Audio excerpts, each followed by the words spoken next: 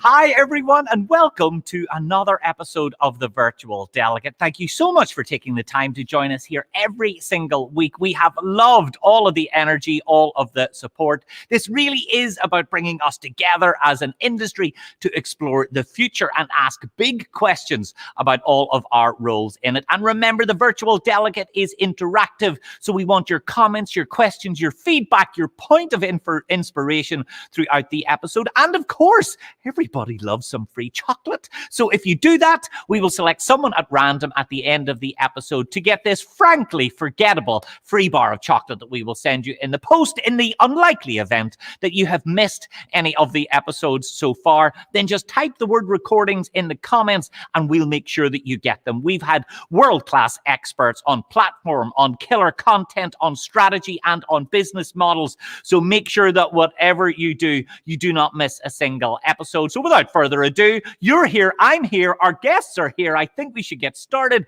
with this week's episode of the Virtual Delegate.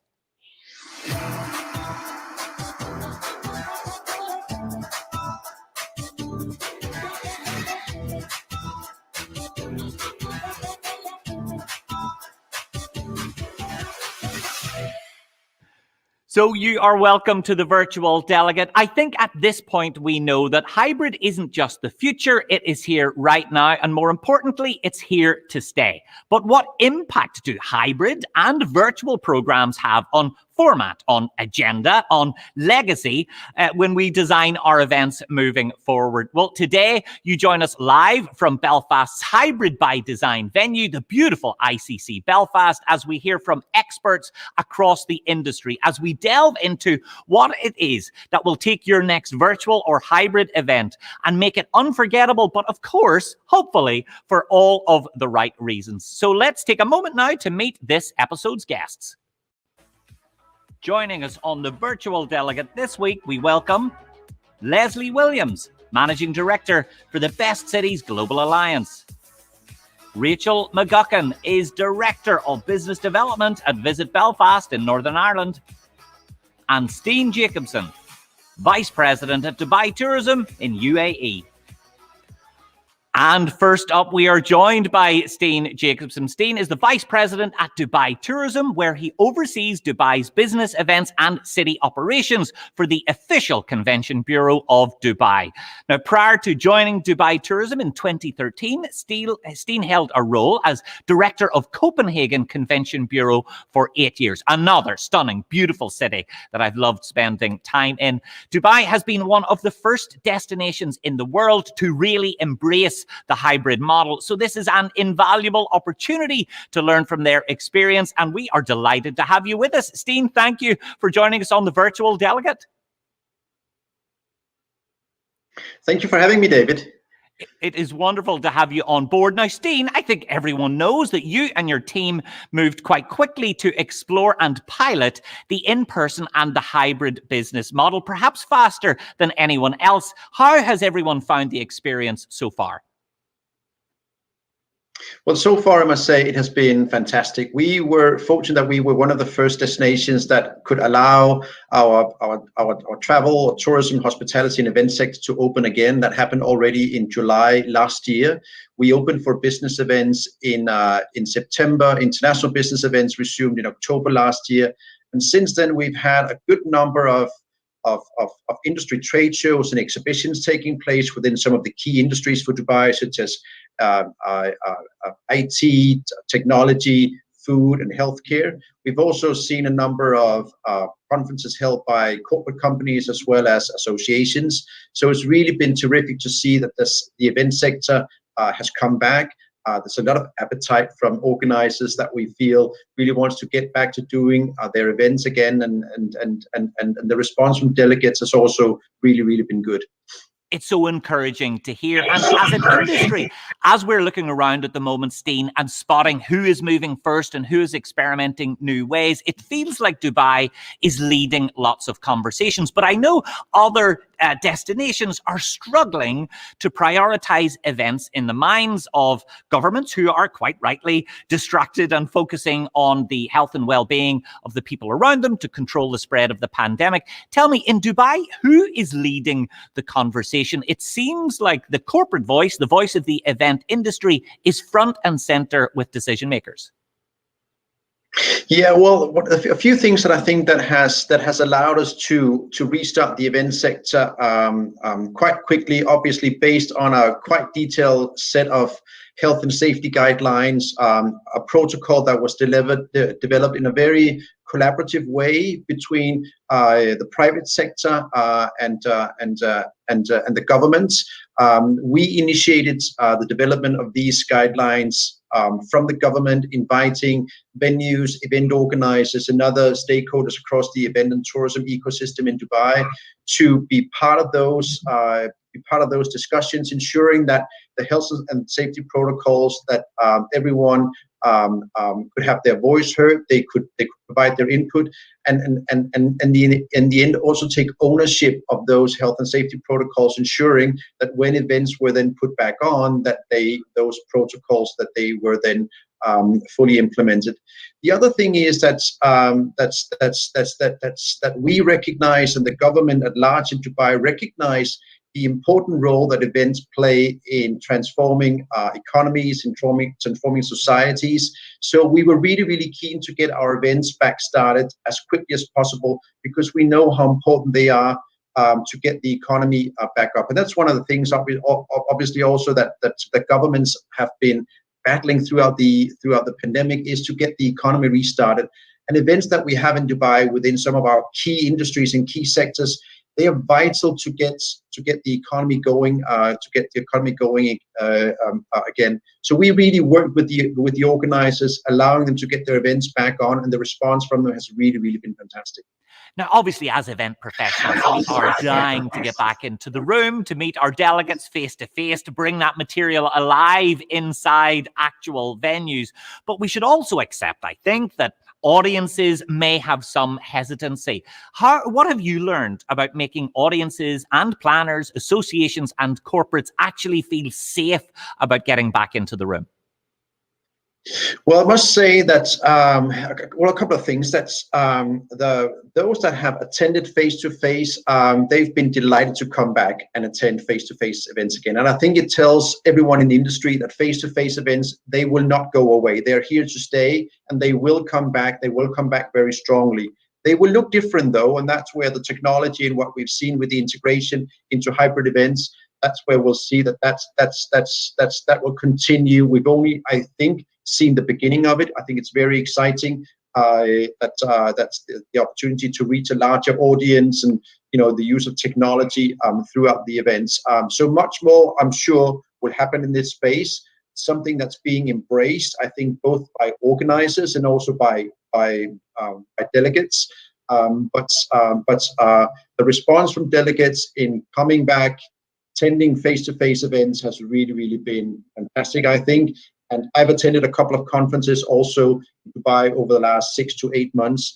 And my personal experience coming out, meeting some of my local counterparts, stakeholders, and other organizations who we work with, I think that has been so refreshing to be back, being able to interact with people in person again. There is no doubt a powerful moment when we all join up inside the room. I do think that there is an alchemy. I also think there is just the most amazing opportunity to find that middle ground between in-person and virtual. I think hybrid done well could be a game changer for all of us, but it will only work with real collaboration. And I think one last question that I want to ask, that I'm certain our viewers will be keen to hear an answer to, Steen, is that for events to really come back, to find their feet and get that same ambition that we've had over the last few years, I think there needs to be tremendous joined up thinking, not only between the sector, but between the insurance industry to make it happen, between governments, between those that are planning for our health, safety and security, airlines, and also at the international level. How important has collaboration been for you guys when we look at the multifarious range of stakeholders who must be involved in making hybrid a success in Dubai? Well, I think collaboration has been the key to success, and it will continue to be the key to success. We have certainly experienced it in Dubai in the restart of the event sector. The whole collaborative approach to developing health and safety guidelines, ensuring they were implemented and so on, getting the sector started again, the support that we could provide from the Tourism and Convention Bureau towards our local private industry stakeholders. It's all based on collaboration. And I think looking at it not just from a destination point of view, but looking at it from a sector point of view and from a global point of view, again, collaboration will be key. I've seen some tremendous collaborative projects across sectors, across different organizations, across different countries and destinations that we didn't see before the pandemic. So I think that's what we'll continue to see, and it will be something that will strengthen our sector. So we all need to be embracing collaboration. We need to take part of it. We need to involve ourselves in it, be open to new ways and new ways of collaboration and new partners to work with. And if we do that, I think it will strengthen us individually as suppliers, as destinations, but also more generally as a sector.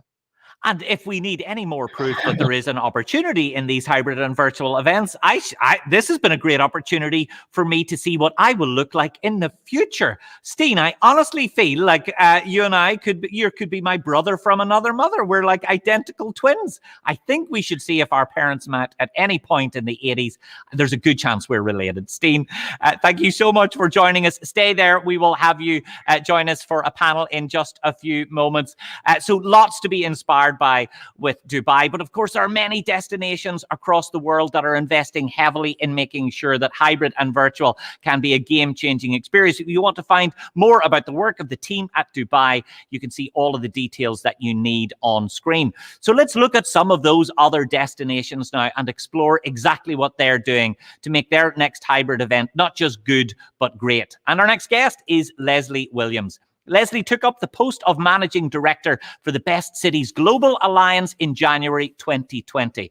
Now, having worked as Director of Market Development since July 2017 there, but before that, Leslie was Head of Business Tourism Marketing for Edinburgh, where her key focus had been sourcing and bidding for international, global and national conferences and events for the city. Now, Best Cities Global Alliance is an amazing organisation that joins up some tremendous destinations. And today in her role, Leslie is passionate about legacy and the many benefits that it can bring beyond just the easily counted bedroom nights. And we're delighted to have Leslie join us here on the virtual Delegate. Leslie, how are you? I'm very well, thank you. It's great to be here. Thank you. Well, look, so tell me, obviously, you and the team at Best Cities are representing many diverse destinations globally. Who amongst your slate has been really leading the way in making hybrid matter? Well, I think, there is a slight regional variation in terms of what people are doing. But as an alliance and destinations as a whole have had to really rethink their offering. And the focus nowadays is very much solving the challenges of clients and their delegates. It's getting the audience and getting the engagement. And I think, I did a bit of a straw poll with the Best Cities destinations just to see what the mood in the camp is. And everybody is very upbeat. I think we are becoming more comfortable in our skins, having gone through all the disruption. It's almost like, and it's not rolling with the punches, it's just having to adapt to being nimble and accepting that things are not going to go back to normal. That ship sailed a long time ago, and we have to continually evolve and continually change and continually adapt. And I think that's been the main learning over the last, what is it now, 18 months, 18 months. Well, it feels like about 12 years, but we're getting there slowly but surely. And Leslie, I know that anytime we go through a crisis, there's really predictable movement from shock to fear and denial and acceptance. You're saying at the minute that the mood is really ambitious about the next steps ahead for the industry. Yes, I think there's a realization that things are not going to go back to normal. There will be the face-to-face events, and we are huge advocates of the face-to-face events, but there is this digital audience, as Steen has already said, and event planners do not want to lose that audience. So to me, the virtual and the face-to-face have to complement each other. And if you can start with your virtual, you might be able to then convert them to face-to-face, but it's creating a fear of missing out, I think, when you're trying to run a face-to-face event these days. And people need a good, solid reason to travel and to go to a destination for an event. And as I think it was PCMA came out with this not that long ago, networking to make the meaningful connections is one of the main reasons that people are going to events. We're starved of human contact, the serendipitous moments that you get in conferences. That hasn't happened for so long, and people are desperate to get back. But we have to embrace the technology that's coming out that helps us meet online, and sometimes it's more convenient just to log on from your kitchen table. And we And have to sometimes it's accept a lot that. more It's comfortable too. My multi-channel. kitchen table's lovely. I've got to say, I've got a brand new one, Leslie, and I've never been happier with it. I do want to ask though, because I know not only personally for you, but for the entire team at Best Cities, legacy is incredibly important. I know that you want to make sure that the events that your destinations are designing or delivering aren't just achieving good things in terms of the plenary session and the great speakers and wonderful networking, but also leaving a lasting impact. How more challenging is that in the hybrid space? Is it easier? Is it harder for us to make that lasting legacy? I think it's the hybrid space just gives you a different channel. We work traditionally, and we've always worked with international associations. So what they are looking for is they're looking for channels to amplify the message. And it could be, creating a greater awareness of treatment for a disease. It could be an outreach program to get knowledge out to other areas that maybe can't attend conferences or whatever. So the digital or the virtual gives an extra channel, and it enables people that maybe can't travel to conferences to learn from an event and take that learning back to their own destination, to their own research institute, to their own hospital, whatever it is, and help change lives that way. So I think it's an addition, and it doesn't necessarily make it more difficult. I think it just expands the potential and the reach to create positive impact through meetings. And I heard you speak recently, Leslie, about hybrid. And I know one of the things that really struck me was this idea that, well, look, okay, we've had a global pandemic. We're all bored of talking about it now. We want to move on and find what this new normal is, but not just find it, but to create it. And perhaps this hybrid model is an incredible legacy that will change events positively forever from the pandemic. And I suppose on that, one question that I'm keen to understand is that, do you think that destinations have a responsibility to educate associations and corporate clients on how good hybrid can be? Because I know out there at the moment, there is this appetite amongst all of our clients to meet, to get back in the room, but also to have high quality virtual experiences. But many don't quite trust it yet. They don't quite believe that it will be the same as turning up to the hotel, having a great drinks reception, a wonderful plenary, and a fantastic closing party. Do we have to educate clients and show them that this truly can be incredible? I think the role of convention bureaus is changing, or has changed over the last year. We become more facilitators, connectors. And I don't think hybrid is necessarily the answer all of the time. It's sitting down with the client and trying to understand what they're hoping to achieve and advising them and connecting with the right people that can help them achieve whatever those aims might be. And it might be a face-to-face event, a smaller event with different meetings in different parts of the world. I mean, the Best Cities Alliance, we've worked together for years, so to have multi-hubs is easy for us to do that for a client. But it might be a completely virtual event. It might be a combination of both. But I think what we have to educate the associations and the meeting planners is that you have different channels now, and you have a bigger choice, and you have to, our recommendation is to work with the destination and the PCO, if you have one on board, to work out what is best for you that will help you achieve your objective, and maybe getting that needle closer to your mission, whatever that might be. So yes, we're not saying it's the final and the one and only answer. We're just saying there's a lot more that you can consider now. There's different channels, and make the most of them. Absolutely. It's the next step. There are more channels, and in those more channels, there's more opportunity to reach more people. I genuinely think that this will allow us to ultimately bring more people together in the room, virtually, and anywhere in between, and more eyeballs on our message and on our comms. Leslie, thank you so much for taking the time to join us on the Virtual Delegate. We will have you back here in just a few minutes. If you'd like to find out more about the work of Best Cities, then you can find all of their details on the screen. And speaking of wonderful cities. Remember, we want you to get involved from wherever you are coming across the world. So leave your comments, your likes, your shares, let your friends and colleagues in the industry know. And if you've missed any episodes, then type the word recordings into the comments and we will make sure that we send those over to you. So our final guest on the virtual delegate today is Rachel McGuckin. Rachel is responsible for promoting Belfast internationally as a leading destination within Visit Belfast. She leads a truly tireless team, and I know that because they never seem to tire. I see them all the time. Responsible for attracting business events to the city that showcase Belfast as a great place to visit, to meet, to work, and also to do business and invest. And we're delighted to have Rachel join us on the virtual delegate. Hello, Rachel. How are you? Hi, good afternoon, David. Good to see you. It is great to have you join us here. So tell me, Rachel, how prepared is Belfast to exploit the hybrid opportunity? Okay, so David, Belfast is ranked by the Financial Times as one of the top 10 tech cities of the future. We have the highest availability of connectivity in the UK. So as a city, I guess we have credibility in this space. We are a smart city and our infrastructure is second to none, which helps.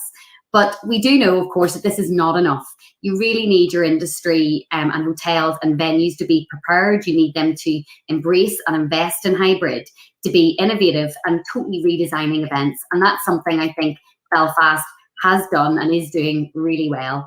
In one of our first recovery meetings at the height of COVID, we called out the fact that every event now is likely to have some form of hybrid element. And while that might be a challenge for our traditional models, we needed to rethink, readapt if we're going to remain relevant. And ICC Belfast, I think, is a brilliant example of this. They haven't just pivoted to virtual, they have completely adapted their entire business model and venue, creating a hybrid by design venue with broadcast technology in every single meeting space, a hybrid by design studio, 4K cameras, bringing in production and digital expertise, just really to meet the new needs of event organisers. And in Visit Belfast, we've brought on new partners that are experts in digital and virtual streaming. We've developed a hybrid Belfast package to support our clients, guidance on everything from tech, local TV broadcasters, including your good self, curating virtual experiences. And we also have a support scheme which actually helps the funding for tech. So we are ready. Well, that support question is really important, isn't it? Because obviously we heard from Leslie that we do have a bit of a job to encourage and build that confidence in our clients, and from Steen as well, that our job is to show that events can be done safely. What support are you offering for either associations or corporate clients who are considering having a hybrid event in Belfast? Okay, well, I guess we all recognise, I think, that our industry has been tremendously resilient and innovative, but there's no doubt of the financial pressures faced by our event sector and associations. And our real response and our support is that as a destination, we need to stand with our industry and we need to support and partner with our clients. So I'm delighted to announce that we are just about to launch in the coming weeks a brand new conference support scheme with funding from Belfast City Council and Tourism NI to support events recovery for association conferences. Really practical support. So we're going to be increasing our financial support to £50 per delegate. We've increased our funding. We have over £1 million in funding available. And we're also going to open up the scheme to smaller events of at least 100 bed nights or more. And of course, then around that, as Leslie said, as a DMO, we've adapted and we're providing a lot of free and impartial advice and support. And we're essentially providing a one-stop shop for anyone doing business in Belfast and making that really easy. And I think that support piece, the advice piece really does matter, doesn't it? Because I think we feel like we need a friend on the ground to help make sure that all of these events, no matter where they are in the world, can go as easy as possible when we're changing the model, changing the shape and the structure of our events. And I suppose the question everyone is asking out there, because it's all industry watching the virtual delegate, is what does your pipeline look like, Rachel? How has it shifted and changed over the last year? And what does it look like moving forwards? Yeah, well, really positively, David, thankfully. We've actually managed in Visit Belfast to retain over 102 major international business events worth up to 72 million, right up to 2028. We've worked with our clients and industry to reconfigure those events. We're flexible with contracts. and also to retain funding for those events taking place. We've actually secured more new business than was cancelled last year, including the major win. You might have heard the One Young World Summit is coming to Belfast in 2023. And just in 6 weeks' time, Belfast will host the UEFA Super Cup in Belfast. And that's a really big deal for all of the football fans out there. I am married to one. And we are actually on track to double our sales performance this year to really rebuild back to where we are. Now, that shouldn't take away from the challenges on the ground of our sector, and I know many cities and industry have really found these times incredibly hard. But we are incredibly positive about the future. If we can get through the last leg of this incredibly tough journey, we're really confident about the future. Easy peasy. I can assure you this is absolutely nothing to us. With people like Leslie and Steen and yourself, Rachel, on board, I can tell you the future is obviously bright. So let's bring everyone back up to join us, Steen, Leslie and Rachel. So look, it's been great to have you all on board. Steen, I suppose I'm curious to ask that we've all navigated a certain amount of change over the last year. How important has your team been in navigating all of the lumps and bumps along the way? Well, I think this has been an experience that none of us could have predicted, and none of us really were prepared for. And I must say, I've been so grateful for being part of the team I'm part of today. You know, how people have been able to adapt, how agile everyone has been, how supportive everyone has been throughout this entire process, how our entire team has come together to support each other, but also support our industry and our stakeholders, both public and private, across the city of Dubai has really been fantastic. Something that I would never have imagined that we would need to, change so dramatically as we've done. I think it's been extremely positive. I'm really proud and grateful for being part of it. And I think,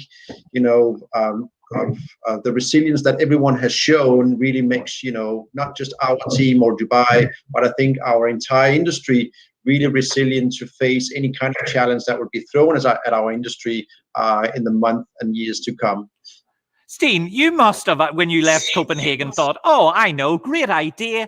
I'm going to pop out to Dubai, lovely sunny weather. This will be an easy few years. I'm certain none of us saw this coming.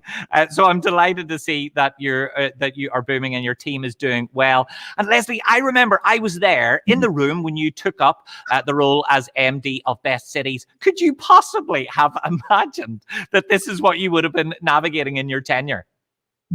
No, absolutely not. I mean, this was not on my agenda at all. But I have to say, what I've learned over the last year is better use of technology. The way that we work now as a team in Best Cities is so completely different. I mean, we've always been a remote team, but we use Basecamp more than we use emails now. Our interaction is different. I mean, I haven't had an old-fashioned phone call for a long time. We're always face-to-face. So we've learned and we've innovated, we've pivoted, we've reimagined, we've done whatever. But no, it wasn't on the agenda. But in the end, I think, we have to innovate, and it's taught us that we can't stand still. So there's a legacy in COVID, dare I say it. There is indeed. Rachel, how excited are you and the team at Visit Belfast about the future? Well, I think we are. I think the past couple of months, year, feels like 12 years, David, as you say, have been incredibly tough, but it has forced us to adapt, to be resilient. And I think Belfast is nothing if it's not resilient. If you think our industry have been so inspiring to me, because we've built a tourism industry here from the peace process that didn't exist over 20 years ago.